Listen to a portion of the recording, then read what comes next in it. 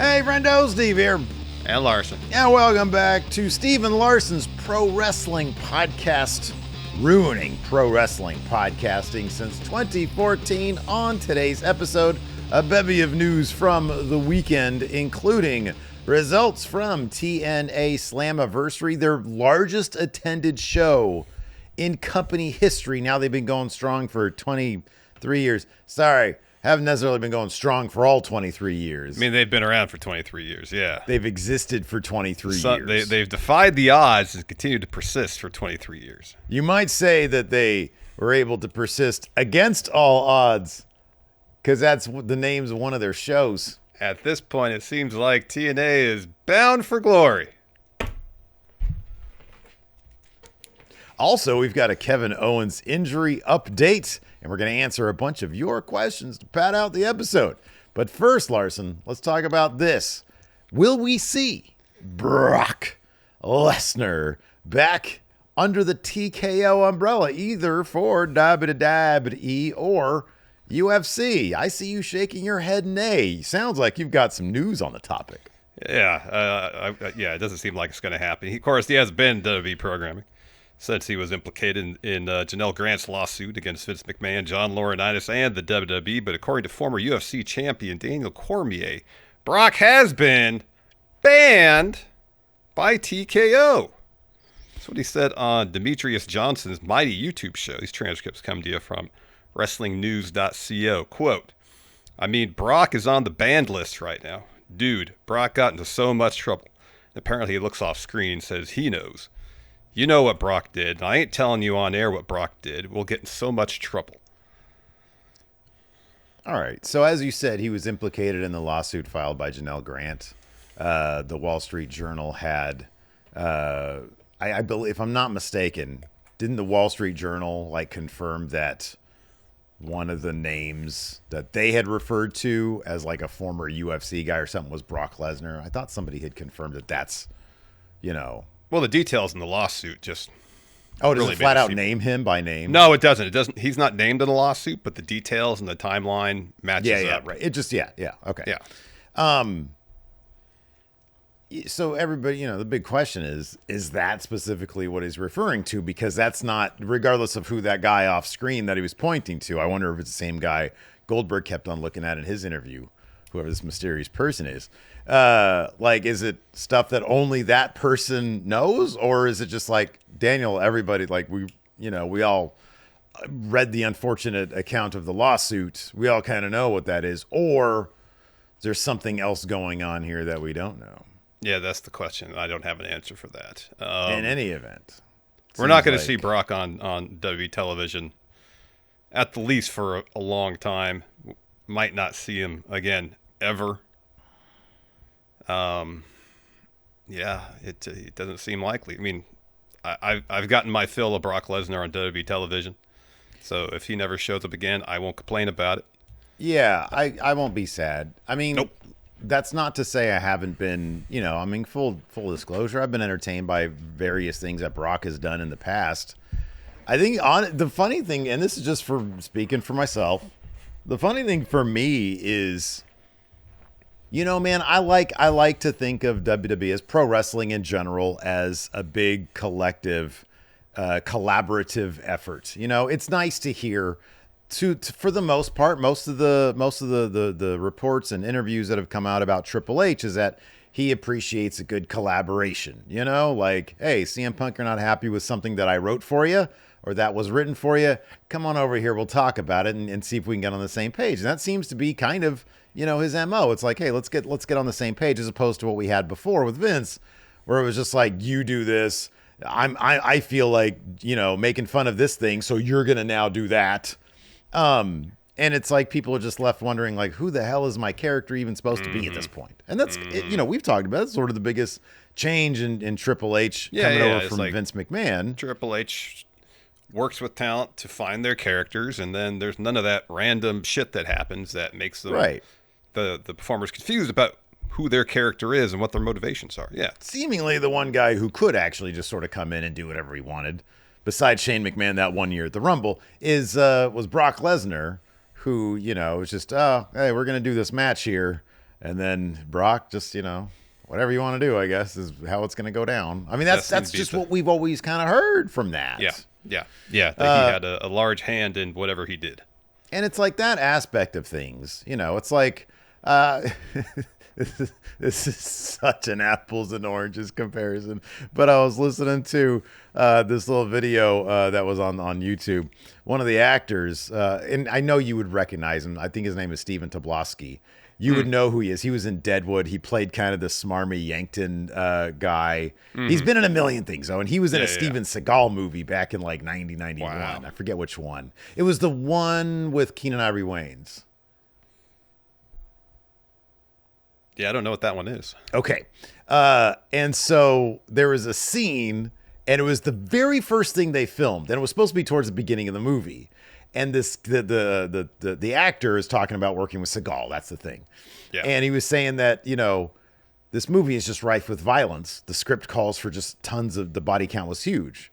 So Seagal shows up on set and says, feel like I don't want to kill people on screen anymore. And they're like, what?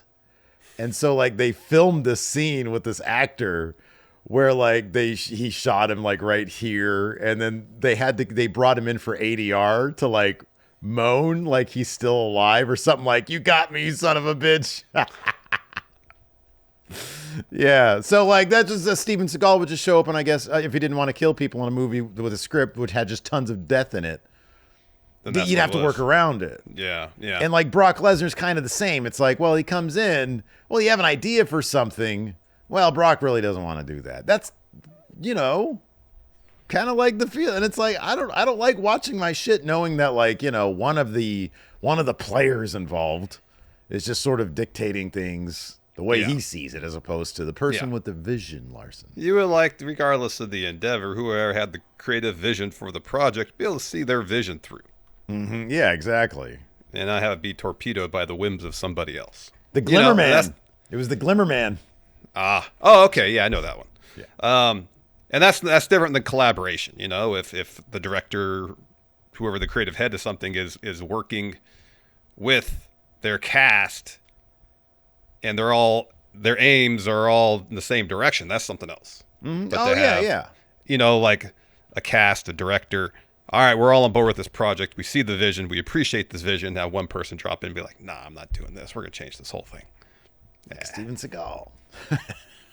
Everybody sees a vision of a movie with a lot of death, and then Seagal comes in and is like, can I just like, break bones instead? Do I have to kill people? Like his like that martial arts exhibition he had. He's like, can I do that stuff to everybody? Apparently, like on the day of like filming, also the actor Seagal came up to him and was like, I don't want to kill people. I think it's terrible what we're putting into the world. And I guess the actor was like, well, here's the thing though, like by killing my character, you're preventing him from doing more murders because he's like a serial killer. And you had to like, play a little mind game with Seagal a little bit. I don't know. How did Steven take that? Oh, I think he was like cool with it at first, but then was like, I don't want people to die or something. I don't know. Who knows how I know he said, but it was Steven Seagal. Probably said one thing, did something else 10 minutes later. Who knows? Yeah, who knows? Anyways, yeah. Let's see here. Also, let's talk about the Kevin Owens injury update first, then, because the TNA Slammiversary thing is a bigger. That's going to take up a chunk. So let's talk about Kevin Owens. Last we heard from Kevin Owens himself, this is on Cody's "What Do You Want to Talk About" podcast. Is that his neck was really messed up, so messed up at the time that they didn't want to do surgery right away. And so at the time of recording that show, he hadn't had the surgery on his neck. Well, Fightful Select reports that Kevin Owens did have surgery on his neck July 18th. That'd be Friday. Right? Yeah, Friday. Yes. And one source told them that the expectation is that Kevin Owens could be out for a year. They also say that they're going to work him in at a pace that he's comfortable with. If and when he does return, hearing him talk about that injury on Cody's podcast was scary. How he had the one moment that it was a cumulative kind of injury through years of wrestling, but it seemed like there was one instance, he didn't name it in the podcast what that exactly was, but one instance where either it was exacerbated or it made him realize something's wrong. But then he talks about how for weeks and months didn't necessarily feel the typical symptoms of that type of injury, and they all hit him at once. Yeah. That sounds terrible. That sounds awful. The hope is that first, we say this all the time, first and foremost, he gets the surgery. He can, it'll deal with the symptoms at hand so he can live a comfortable life well after he is done wrestling. Him coming back to the ring is secondary to him being able to, like, live happily, But what if he can only live happily in the wrestling ring, man? Didn't think about that one, did you? Look, whatever. No, I did consider that he maybe is happiest plying his trade and would want to try to do that. Yes, of course I did think of that, Steve. Whatever is best for him, whatever he decides is best for him. Yeah. And if he can go in the ring still, then let him go in the ring still. That's what he wants to do. That's what. Absolutely. That's awesome. Yeah. Yeah. Yeah. Well, I was razzing you a little bit, man. Don't be serious about it. I'm just razzing you a little bit. It's all right. I know it's Monday. How'd you sleep last night? Did you sleep okay last night? A little better than normal, but still not the best. All right. Well, I'm sorry to bring that back down. It's okay. I'll let you get a couple on me on the basketball court later on today. How about that? That's what you say. I'm not believing it, though. Anyway, before we talk about our TNA Slammiversary situation, because a lot of conversation about last night's Slammiversary. Biggest show they've ever done, Yeah. 76, kind of surprising. 7,600 plus people in attendance. Real quick, we are heading into the next month here in about 10 days. That's August. August is the next month. We're heading into the August, right? Allegedly. And part of that, Larson, a new predictions challenge. One of the most thrilling predictions challenges already in the books in July. Why? Because I walked in as champion. That's right. Steve here walked in as champion. And the big question of the month, decade, year even was, who's going to dethrone Steve? Well, Sam 5167 did. And then he got cashed in on by Jack Showtime, who jacked him. And so I have sent out the prize to Sam, and then I'm like working on what the hell Jack Showtime, because he already got the money in the Friendo in the bank. That's here waiting to send out to him, and then the actual briefcase, or attaché case, I'm gonna send that out to him. I got to come up with an actual champion's prize though now for him, so he's gonna get a bounty, I tell you. Oh yeah, because Because now he's champion, so you got to do that too. Yeah. The briefcase is for winning the briefcase. The champion stuff is for the champion stuff. Successful champion, successful cash in, first ever. So I'm going to do all that for him. So of course now the question becomes, who's going to dethrone Jack Showtime, the guy who dethroned me? August predictions challenge, Larson. I'm feeling good about this one. I want to win this one. I think I can. I think I will. You want to take the powers of Sam, who dethroned me, who took my powers from Jack Showtime, who took my powers from Sam, who took my powers. Yeah, exactly. It's like, when Brock beat The Undertaker's streak, it was supposed to be Roman that got that power from being the person who beat Undertaker's streak, but he didn't, and so Goldberg got it. Because Goldberg, I think, was the first person to beat Brock after Brock beat Undertaker. Right. Yeah, Roman got but then Brock got it back by beating Goldberg. I mean, Roman beat Undertaker straight up, but at that point, Undertaker had already transferred his powers over to Brock. So he got because Brock was the first one to beat him at Mania. Yeah, the last little powdery puffs of just the vestiges of whatever powers of the darkness Mark Calloway still had. Weak aura at that point. Yeah. You want my weak aura at this point. I guess so. It's better than no aura. It was already weak in the first place. Not gonna lie. I know. It's running on empty at this point, ain't it? You get running on fumes, baby. We got that going on. This is going to be kind of. Well, no, it's going to be heavy in the front load because we got August 2nd and August 3rd SummerSlam. I've been trying to come up with some merch ideas. Or not merch ideas. Sorry. Like prize ideas, like a shirt. I like the shirt hat combo is kind of a cool thing. Mm-hmm. That is sort of summertime themed. So if you have any ideas, start thinking about it a little bit. Yeah. It needs like a beach, some palm trees. That's what I was thinking, but also wrestling. You know, Yeah. it's like ideally, I want to come up with pro wrestling, but it's summertime on a beach. Not like WCW, that last episode where they, Nitro. No, not in Panama City, no. Right. Although maybe that'll give me an idea. I don't know. In any event, Maybe you gonna should have remember when Kevin Nash was in the ring and did a cannonball into the pool? Yeah.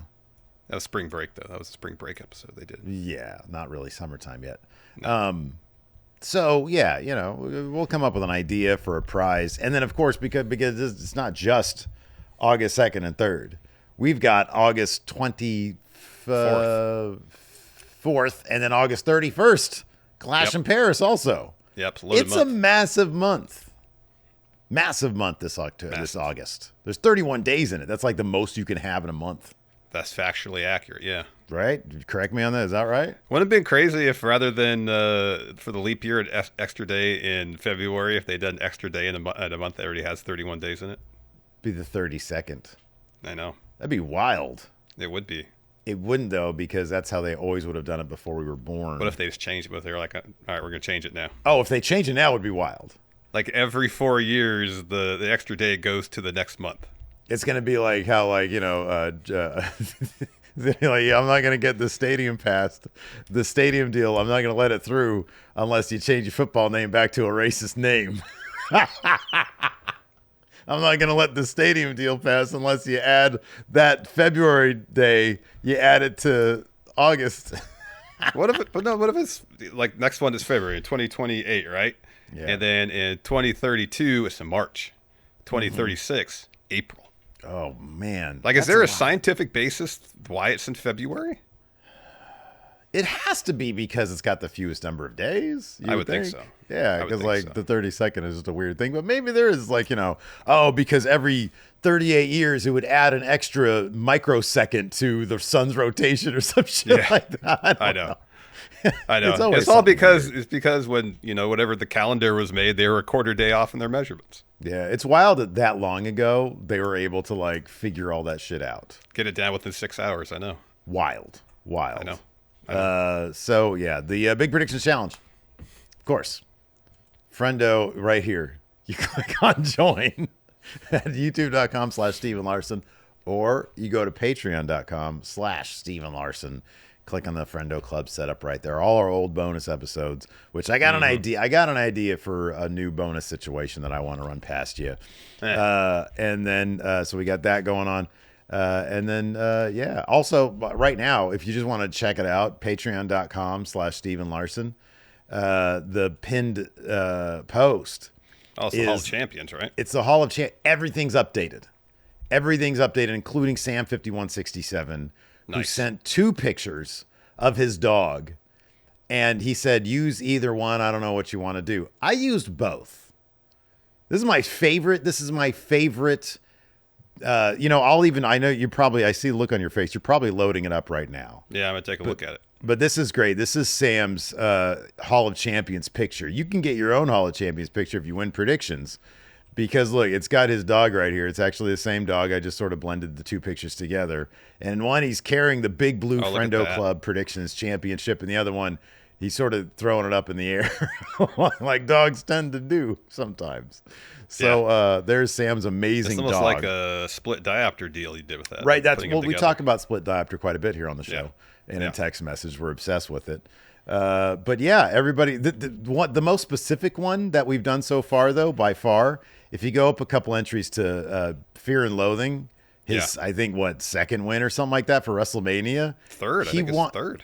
Third. He wanted the AEW Devil Enzo Amore with Judgment Day. And so I did it. I went ahead and did that right there for his thing. Real One. That's his name these days. And then, of course, here's mine. It's from Star Trek. And it's, of course, the episode Next Generation. It's the episode Conspiracy, where Remick got absolutely annihilated with phasers by Riker and Picard. This is horribly... This is like the most Cronenberg they ever got. It was pretty graphic for syndicated television, yeah. Wildly graphic. They just blasted this guy. Of course, he was like, he had like an alien in him. Yeah. Controlling a bunch of shit. So like the phasers got rid of the human first, and then it was alien inside, and they blew that up too. Yeah, this is like, I mean, there's some sort of setting on this phaser. It's beyond vaporize. It's like, peel away every layer he's got on him. Yeah. Make him feel it. That's the actual setting. So, Make him feel it. Yeah. Wow. Yeah, that was rough. I remember watching that for the first time. Rough. Yeah, man. Anyways. All right, apparently not rough. TNA Slammiversary is a good show for the company. Great crowd. This is wild because it's sort of a tale of two things. Clearly, from a business standpoint, this WWE partnership is really helping out TNA. I mean, when you load up TNA with a bunch of people from WWE, they're going to start doing better numbers. I'm not sure if Eric Young versus the Hometown Man, which aired in the pre-show, the Hometown Man is Cody Deaner under a mask. I had to look that up too. I was like, who is this? That is the most enforcer-coded match I've ever heard of in my life. The Hometown Man. But hey, Eric Young and Cody Deaner have history. Exactly. Going back all the way to you, me, and Enforcer watching TNA. Exactly.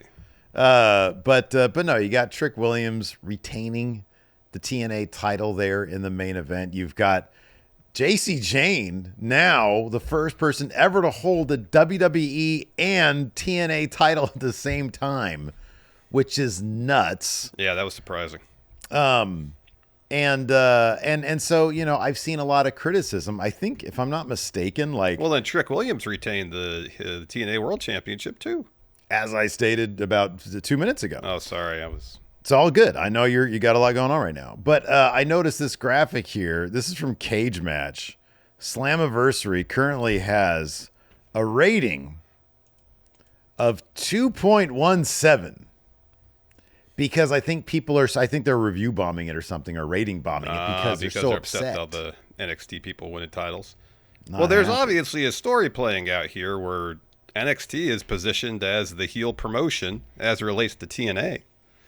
I mean, look at the two champions that two NXT talents that have TNA titles. They're both heels. They're both bad guys.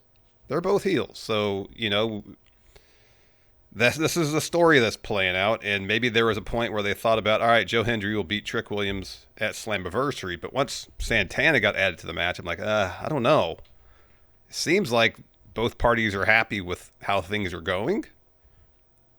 And they want to keep this story they're telling here going as well. And I get it. You look at the crowd. If this is, in fact, the largest crowd TNA has ever gathered for one of their premium live events pay-per-views, that's wild. Because I would have thought back in, 2005 or something, they would have got a larger crowd than this. But evidently not. 7,600 people in an arena, like a full-sized arena, is a heck of a crowd.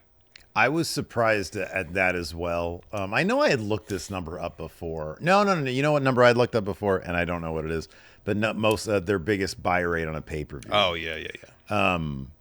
But in terms of the attendance, 2013's Lockdown apparently is the number that it eclipsed, and I think that was between 7,200 and 7,500, something like that. Oh, all right. It's entirely possible, by the way, that they kayfabe the numbers in WWE tradition, WWE fashion. But regardless, big number, great looking crowd. And so from a business standpoint, you would think that TNA's got to be very happy. And yeah, from a consumer standpoint, from a creative standpoint, you would think that this has got to swing the other way, maybe at Bound for Glory, or maybe TNA talent get their back. Mike Santana is going to be the guy. And I understand if they'd want like a one-on-one, if TNA was like, hey, you can take, because we've heard before that TNA has turned down angles pitched to them by WWE, and the partnership continues. So it's not like they're on eggshells like, oh dear, we got to do whatever they want. You would like to think, and this is for the TNA fans, all right? Like Heather Wright, one of our mods here, right? Mm-hmm. Big TNA fan. Mm-hmm. You would like to think, and I'm not sure what she has to say about this, you'd like to think that the deal would be you get over on us, but then we want to make our guy Santana, because Hendry's leaving. That guy is probably not going to be around. He's going to WWE probably straight over there as soon as he can. Santana's their guy. which is awesome for Mike Santana. I remember at the time, I love eating shit on this one. I thought it was a bad move for that guy. Just strictly speaking, as a fan, you don't see often a tag team that has made their shit as a tag team for as long as they have. For as long as they had. Yeah. And then, one guy is like, no, I'd rather, make my mark in the singles way. I mean, we've seen plenty of tag teams obviously split up and people have success as solo acts. Obviously, the Hardys, the Dudleys, they're going to have one last match. We'll talk about that here in a second. We've seen this plenty. But with LAX, it was a little bit different because it's not like one guy significantly outgrew the other, or I could really see the sort of singles vision. It's not like this happened in AEW, like an Acclaim situation where it was like, I don't know what happened there, but clearly, both guys are on different paths right now. This is a guy who was like, I don't just want out of this tag team. I kind of want out of the company now because I don't think they're going to do anything with the singles guy. Mm-hmm. And he went to TNA, and God bless the guy. Talk about a gamble. This isn't like he was a high-profile name in WWE. Oh, I'm betting on myself. Yeah. This guy did bet on himself, an incredibly risky move, and it's paid off. Mm-hmm. And so you got to think, okay, if he's going to be the guy that brings that title back to TNA, that's going to be his mission now. Hopefully the deal was Trick gets this title for a while, and then at one of our bigger shows, Santana's our guy. He beats Trick straight up. Mm-hmm. And you can overbook the finish, of course, because we've seen that before. But Santana's the guy who brings it home. Yeah. And I think that's a wonderful story. I hope they execute that. Yeah, I hope so, too. What do you think was going to happen with the JC Jane situation? That one surprised me quite a bit, because I thought maybe they'd have some sort of wonk finish, no one would win the match. It accomplishes two things. It furthers the story of NXT coming in and taking all the TNA titles, positioning NXT more as the heel promotion as it relates to TNA. Also, it feeds into JC story. Oh, she's the most beatable champion. Well, now she's got two titles. And regardless of how she came about winning the title, I believe she won by roll-up or something like that. The fact that she has two championships over her shoulders. All right, well, you can't really make the claim now that she's the most beatable champion in all of WWE. As far as who in TNA could be the one to take the title off her, I don't know. I don't know if they'll have a rematch with Masha and have her win it back at some point. I have no idea. Because we don't have a necessarily an end date, if NXT or TNA do when they want to culminate the story. It makes sense for things to kind of culminate at one of their major shows. But Bound for Glory's in October, I believe, right? I think so. Yeah. I think so. I think traditionally it's been in October. I believe so. So that'd be another 3 months, I guess, is possible. Mm-hmm. Yeah. It could kind of culminate there. Or at least, the first shoe will drop in terms of telling the story. But maybe it's a situation, too, where we'll have some TNA talent come to NXT and win titles there. Maybe that's the first step. That's what I honestly like. The tide. I thought that I understood your point about the wonk finish, and I was like, oh, it's a distinct possibility. I thought Masha was going to win this because you got the dude holding the TNA title in NXT, and then you'd have the reciprocal of that, which is Masha. But no, it's just both the big titles are over there in NXT now. So yeah, again, now NXT is in a position where, okay, for us to really make good on this and to continue the momentum, because it can't always be like we're just going to be, boosting TNA's numbers by basically making it NXT's. NXT. Right. There's already Evolve, but that's like, it's like way down here. It's like, I feel like, I don't know. Anyways, you can't just keep perpetually doing that. It can't just be like, oh, the Hardys are going to lose the tag titles to, Out the Mud or something like that. Hank and Tank, honk honk, or the Culling. I just don't, that'd be, you got to do at a certain point, you actually have to satisfy your TNA fans. Yeah. I guess we'll see if they break 10,000, because here's the other thing. AJ Styles returned to TNA last night. Yep. after following Leon Slater, apparently in a really good match. This Leon Slater guy, man. I've seen like one match of his, and I was like really impressed. So I kind of want to check out this X Division match. Yeah, the clips from this match looked like it was pretty incredible. Yeah. He beat Moose for the X Division Championship. He's now the youngest X Division champion ever. He's only 20 years old. He's going to be 21 in like 2-3 months. And AJ Styles shows up, and he's like, hey, this is an example of the X Division of TNA being, there's no limits, no boundaries, no weight classes, just phenomenal wrestling. Phenomenal. And he hinted at maybe one last match in TNA. There's a report that he signed a 1-year extension with WWE. You would think that because it's a 1-year extension, maybe we're going to be getting an AJ Styles retirement tour of sorts. And it's apropos or advantageous, I guess, that they got this partnership with TNA because it allows him to return there under, favorable circumstances in terms of management and ownership. Yeah. That he can have one last match against somebody there. Who would it be? And if that was on the bill, along with Bubba Ray Dudley, Bully Ray, showing up to challenge the Hardys for one final match between Team 3D and the Hardys. Are those two matches enough to anchor 10,000 in attendance? If AJ comes back and is in a... give me a name for AJ to face.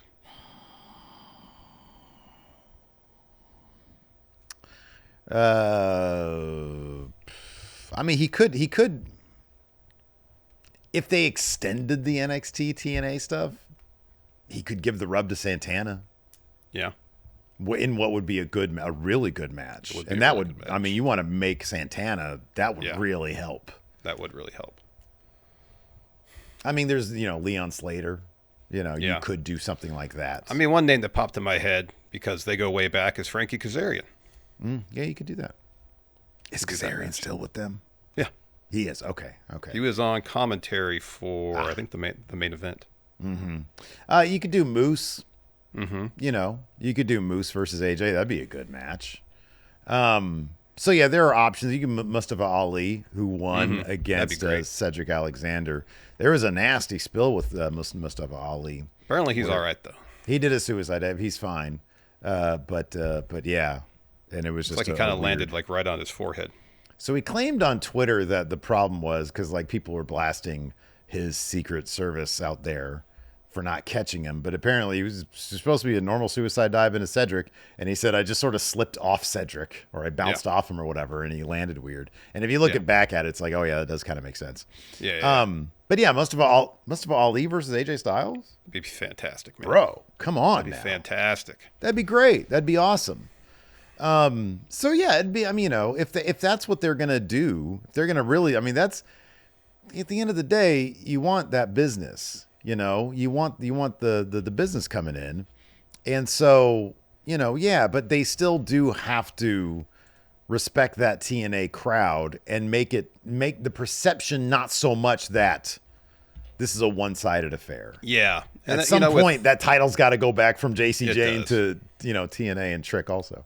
Yeah, when you see the system showing up in NXT, all right, it makes me feel like, all right, this is a story they're trying to tell here. And at some point, TNA's got to start getting the upper hand on these encounters. Well, speaking of the system, they did beat Dark State also at Slammiversary. They got the win over Dark State. Real one, Enzo Amore, AEW Devil, was in the pre-show in a 6-man with Zilla Fatu and Josh Bishop beating Macklin, Jake Something, and Mance Warner. Macklin was in the pre-show? Yeah. I think Macklin is the current digital media. He's some sort of champion. Yeah, what is he? Wait, maybe he's the he's the international champ. I forgot they had that cool blue belt. Yeah, the blue belt. That's a good looking belt. Yeah, he's the international champion. Why is he on the pre-show? This is even wilder. The Knockouts tag team titles were the opener. In an 8.5-minute match, the Elegance brand, along with their personal concierge, defeated the Iconics. The inspiration. That's right. That seems like it should have been a main show. Boy, they were really loading up this pre-show. Yeah, they were. And, of course, the biggest match. The hometown man defeated Eric Young. This is a great name. It is. That the is hometown fantastic. man. I saw that. I was like, oh, I miss the enforcer. I don't know. It just feels like something you would love. It does. So he wrestles Cody Deaner. Does he wrestle in a mask? Yeah, he's got like a whole bright. He's like a bright red luchador looking situation for him now. Gotcha.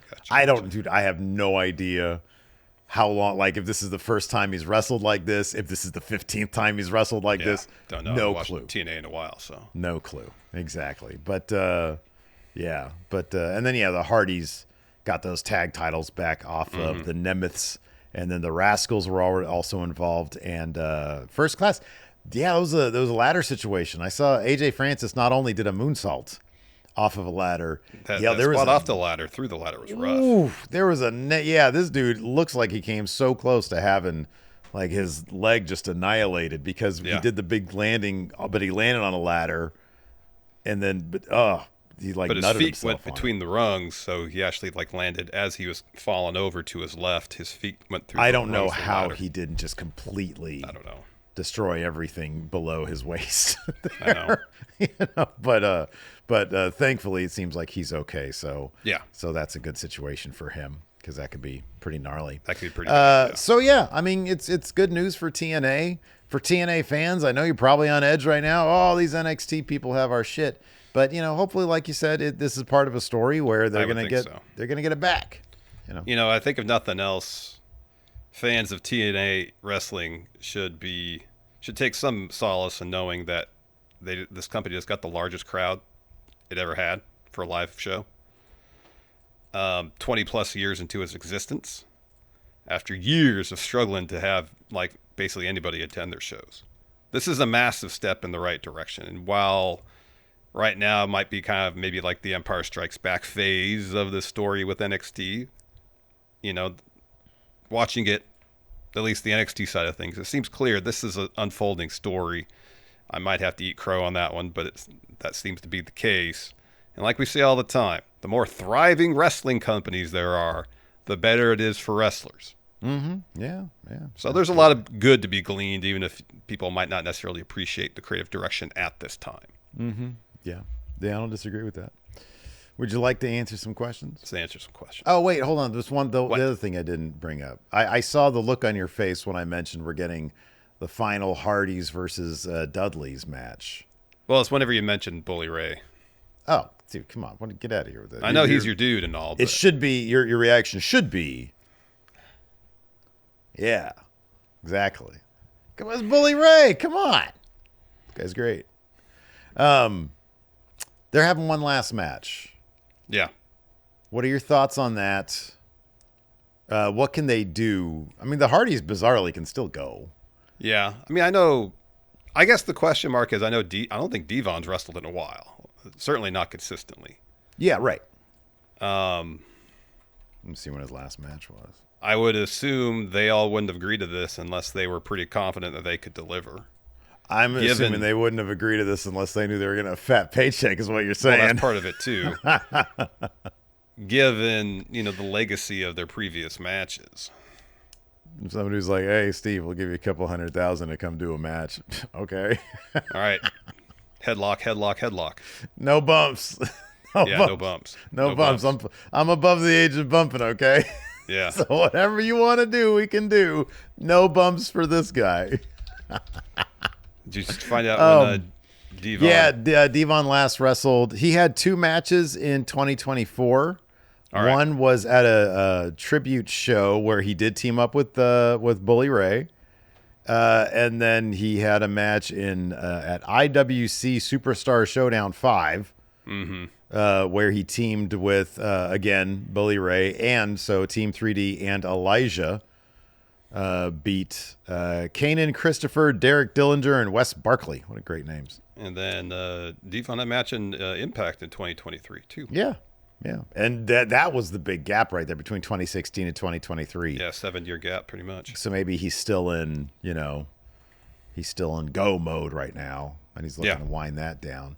But you know what, man? In this day and age when everybody kind of gets, look, we're coming to the point where the guys who who still even have the smallest amount of juice left to do anything in a ring can make some good money capitalizing off of what they did 30 years ago. Have one last payday, fans eat it up. The match might be a big nothing, but they get one last big moment of glory to celebrate what they did in their career. And it's not going to be a fucking 5-star Tokyo Dome match, but they'll have fun with it, and good for them for making that money. And more importantly, I get to see Bully Ray in the ring once again. I was just trying to see if Devon stepped away from full-time wrestling because of injury, but I don't necessarily see anything about that here. I would assume it was because of old. That's my guess on that one. Because he also had like a good like producer's job with WWE. Yeah.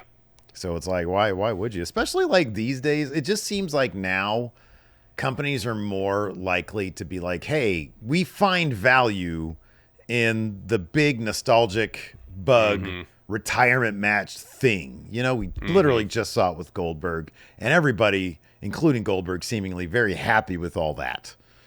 I say that tongue firmly in cheek. So apparently Devon stopped wrestling because he wanted to do, probably there's two things here listed by Google AI. Desire to focus on other business ventures, a difference on philosophy regarding his role in WWE. Oh, okay. There you go. But then he had spinal surgery in 2022. Oh, wow. Okay. Did he get a bunch of stem cells, I wonder? They just inject a bunch of goo into you. I don't know how it works. Anyways, apparently it's like magic, though. Yeah, that's what I've heard. It's like magic. I might try that with my ankle. Anyways, so yeah. Now would you like to answer some questions? Yeah, let's answer some questions. I got a good one here first from Ronan the Analyst, and I have a sad but very, very. There's no way you can beat my answer on this one. He says, "What's the natural end for the Death Riders as a group?" This is what it is. Mox, for one reason or another, goes away for a long time. The others kind of continue to team up a little bit here and there, but then eventually just sort of stop teaming up. Mox comes back. He doesn't reform the Death Riders. He's just Mox, singles guy again. That's the natural end of the group. There's no big implosion or explosion or everybody feuds with everybody. It ends with a fizzle. Maybe that's more accurate to real life because, how many times has someone like, there's a group of friends, one of them moves away, they all kind of hang out for a little bit, but, they, as their lives carry on and there's more going on in their individual lives, they just kind of lose touch. That's just the way things go. That's real life right there, man. Just nothing ends with a bang, ends with a whimper. Yep. Mm-hmm. And that's okay. Timor here says WWE is going to have SummerSlam be shown in the cinemas. Which classic pay-per-view would you have liked to have seen on the silver screen? Oh, the Montreal Screwjob. Are you kidding me? That would have been fat. Like to watch that with a bunch of people, everybody turn around. Fuck's happening here? What the hell? What about Bash at the Beach 96? Ooh. People start throwing their popcorn and sodas at the screen. Oh, that's a good one, man. That's a really good one. Yeah, those are, good answers. Good answers. Nate Fuentes says, should Seth return as a face and feud with Braun/Heyman? No, he's going to come back at SummerSlam as heel and cash in on CM Punk probably. Is that going to get that's going to get a huge pop, though. Yeah, probably. Yeah. It's a cash in. Of course it will. It's a cash in. Everybody, it doesn't matter who cashes in. Yeah. If he's gone for a prolonged period of time. Oh, like if the injury is legit? Yeah, if it is. People, it's so funny because there's like a picture going around now on Twitter of Seth Rollins. Like it's sort of a candid picture. Somebody just caught a picture of him walking near like where one of the buses is. And he's got crutches and a cast or, the brace on or whatever. Yeah. And people are saying, oh God, it's real. And it's like, why wouldn't he just be doing that out in public? Like, what the fuck? You think this guy's an idiot? He's not going to be breaking kayfabe. No. Trying to get the story over. Jack Cleworth here says WWE was to end at the next WrestleMania. WrestleMania 42, WWE's done. The last episode of wrestling? Yeah, last episode of the WrestleMania. Who would you book in the final ever main event? Hangman Adam Page. No, somebody, dude, because this is the funniest shit. On the WrestleJuice QA thread, they said, would Hangman Adam Page beating Roman Reigns and the Bloodline be suitable for the last episode of wrestling? I was like, yes. Yes, that would make perfect sense. So Hangman Adam Page. Hey, fuck it. Hangman Adam Page versus CM Punk. That's the last match of wrestling. There you go. What about you? Give half me the one. crowd is confused why they're feuding. Yeah. How about you? Give me a good last episode of wrestling main event. That's what we need to fucking book. That's what we need to do a video. The last. This is what I would do. I know John Cena is supposed to be retired by then, but he comes out of retirement because it's the end of wrestling. You have we'll make it a 5-way match. Good. You have Stone Cold. Oh yeah, okay. The Rock. John Cena. Okay. Roman Reigns. Yeah. And Cody. Yeah, okay. That's a good end of wrestling main event right there. And they have the greatest. They have like a title belt, like the Roman tribal chief one. No, they finished. But the center area, of course, is needs someone's face on it. Whoever wins that match gets like the last champion ever, last world title ever. And so they will actually make that title with whoever wins it, their face on it. And they sit there because it's the last episode of wrestling, so we have to see the belt. Yeah, they sit there as somebody etches right there it in the ring. Yeah, they etch it. So whoever wins, probably Cody, has to sit there for like 2 hours. Yeah, right. Yeah, everybody's just milling about in the crowd. Yeah. No, I think that's good. If we ever found value once again in doing 2K eFed booking stuff, the end of wrestling. End of wrestling show, yeah. Yeah, we'd have to do that as like a promotion, like whenever this ends, this is the end of wrestling. Yeah, that's good. Swag Burglar says, "What are your thoughts on TNA putting over?" Oh, we talked about this. Putting over NXT on their top show ever. Stories. I think they're just telling stories. Ideally, yes. Forbes says, with Cody and Cena now being a street fight, John, is it more likely that Seth will cash in during or after this match if his injury is a work? He says a street fight seems to be a better setup for a cash in. I mean, Naomi did cash in on the other brand that she was going to, so it's at least possible. It is possible. I just hope that both competitors wear jeans for the street fight. I know Cena will wear his jorts.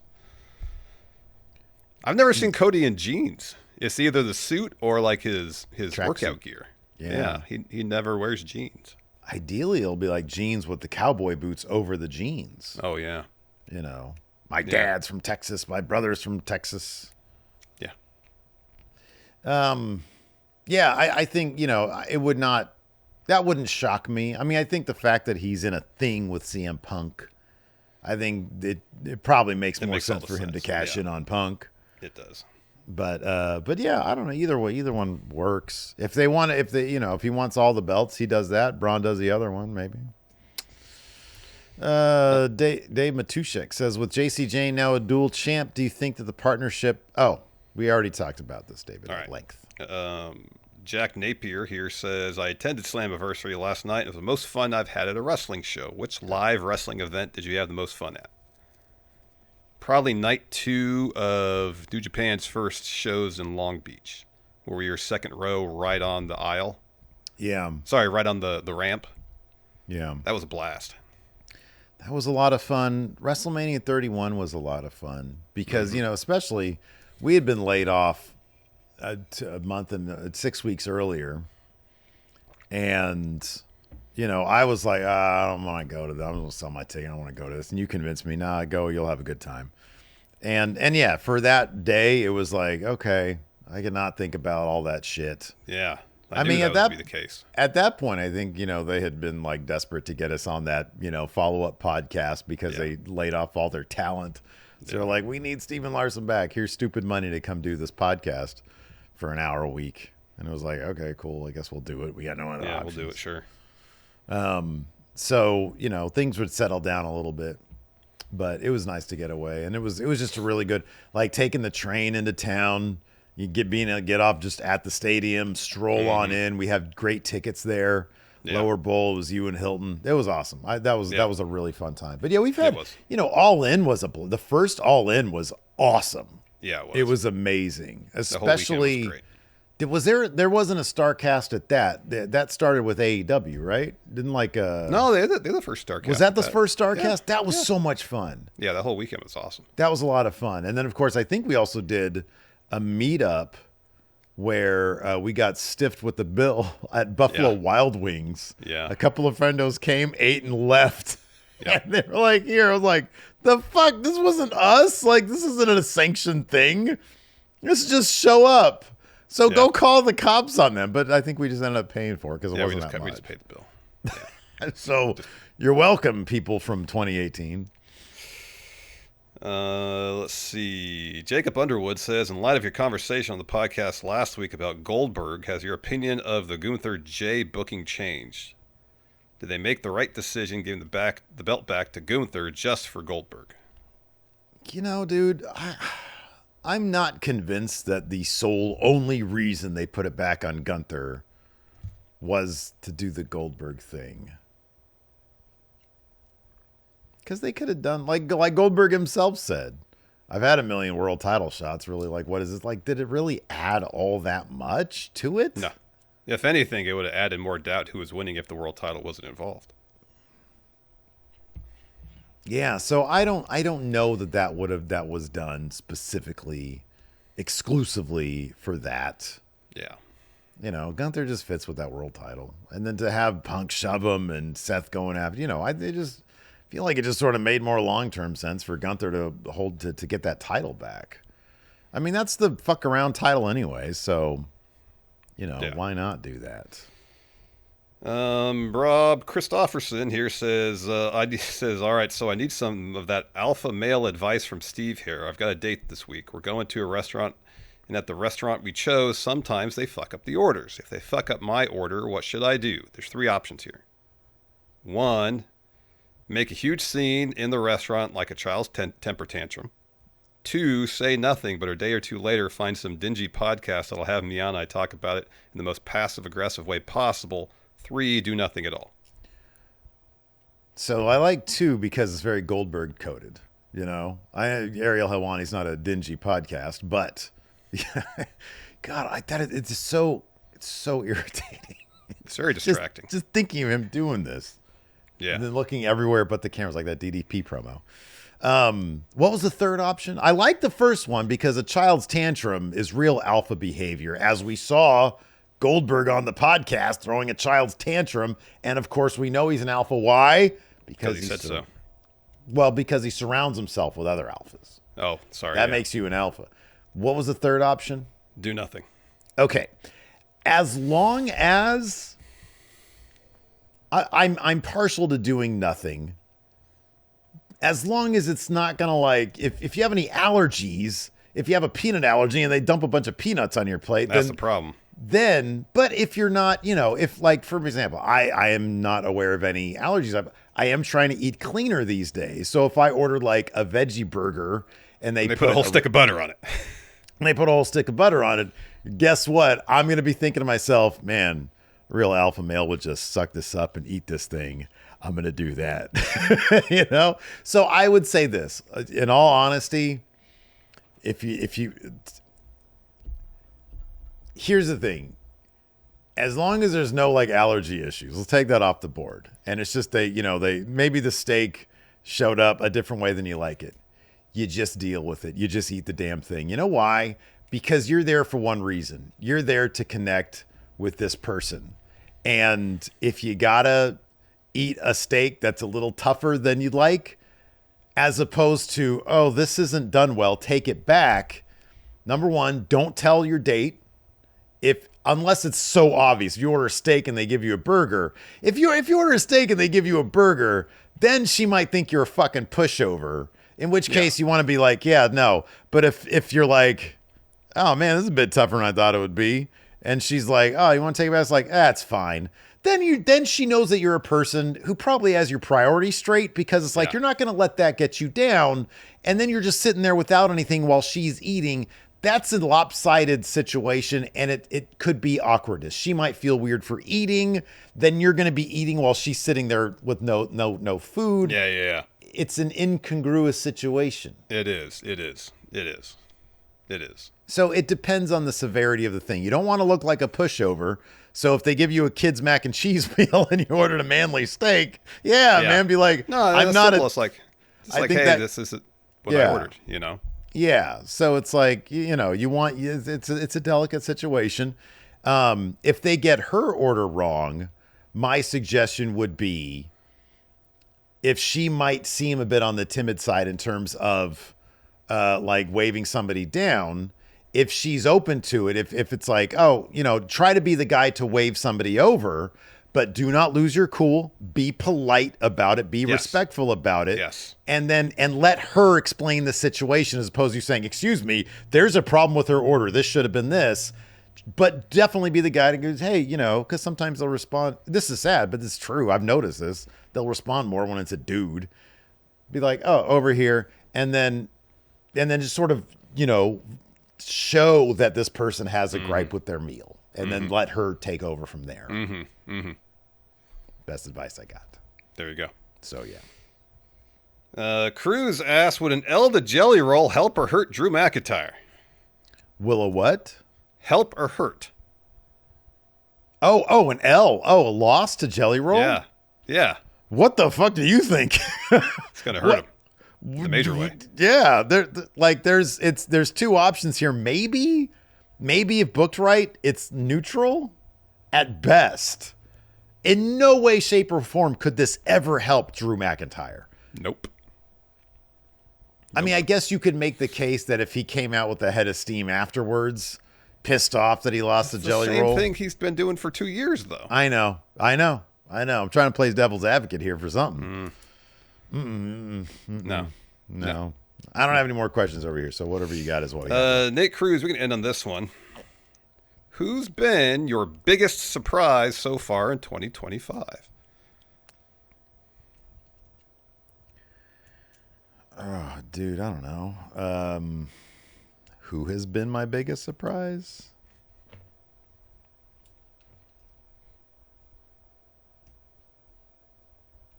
I don't know where he was at the start of the year. What was the first thing that Hangman did at the start of the year? I guess it was late last year that he won that cage match against Swerve, wasn't it? I guess the biggest surprise has been how AEW. The biggest surprise has been AEW's creative consistency. Yeah. I mean, there's episodes where I'm like, I'm not blown away. But there hasn't been any episodes where I'm like, this is a weird story decision. Yeah. And that's important, because there were a bunch of those. I guess it was last September. It was a cage match with Swerve. Okay. So not exactly so I guess late last year. Them getting that right has been a very pleasant surprise. I would say that. By the way, I just want to point this out. This is a conversation that we'll have again. But I did post up a poll, and I'm sure you saw this. Yes, I posted up a poll over the weekend asking people, because SummerSlam is coming up. We'll end the episode on this. SummerSlam's coming up. And the branding here, the Steven Larson's Pro Wrestling Podcast branding, was obviously inspired by John Cena's sort of anti-branding when he turned heel. And it was legitimately meant as a one-time gag, pending me actually putting together new graphics for Going in Raw. And then people were like, hey, I kind of like this. I was like, I kind of like this. You were like, I kind of like this. But we're coming up on what is almost certainly going to be John Cena's. And we had said this in the beginning. This branding will last the length of John Cena's title run.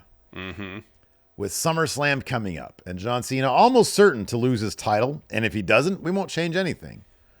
But I posted up a poll asking everybody, what should we rebrand or debrand to? Should we continue with Steven Larson Pro Wrestling Podcast? Should we continue with Going in Raw? Or we should go back to Going in Raw? Should we go to the Friendo Club Pro Wrestling Podcast? Because given that's like all of our merch branding is Friendo Club. or something else and comment below. And a bunch of people put in some humorous responses. Right now, Going in Raw is a huge favorite at 57%. So let us know in the comments what you think. If you didn't get around to commenting on this post here, but let us know what we should do after SummerSlam as a show, just so you guys know. It's all in jest. It's all in good fun. It's going to be the exact same thing in terms of substance and content, regardless of what the name of the show is. Yeah. Nothing will change. Nothing will change, no. That's going to do it for the show. Thanks, everybody, for tuning in. We appreciate it. Tomorrow we'll be back with our Raw review. Hopefully you'll join us for that. Till next time, we'll see you guys around. Goodbye.